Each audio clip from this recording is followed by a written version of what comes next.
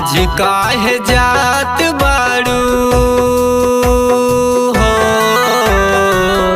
आज काहे जात बाड़ू जान दिलवा तोड़ के।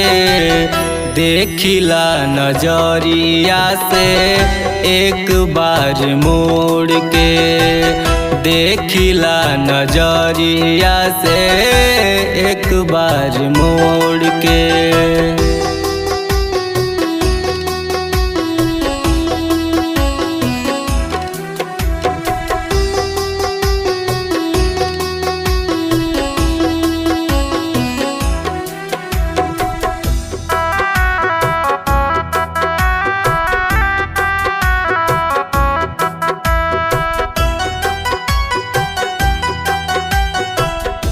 जिए मरे के संगे खैलू कसम हो, तब काहे हमरा संगे कई दिहलू छल हो।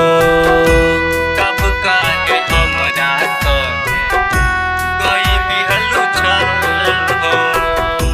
जिए मरे के संगे खैलू कसम हो, तब काहे हमरा संगे कई दिहलू छल हो।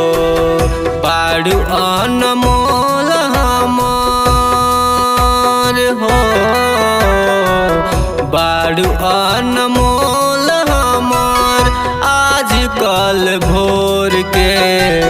देखिला नजरिया से एक बार मोड़ के, देखिला नजरिया से एक बार मोड़ के।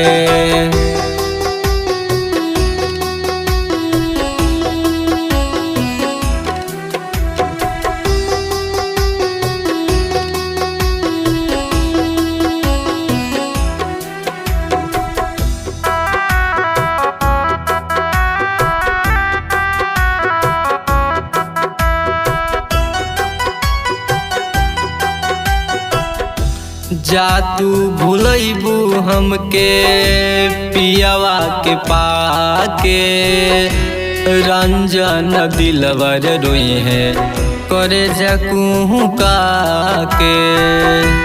रंजन दिलवर रोई है करे जकूँ का के। जा तू भूलैबू हमके पियावा के पाके, रंजन दिलवर रोई है करे जकूँ का के।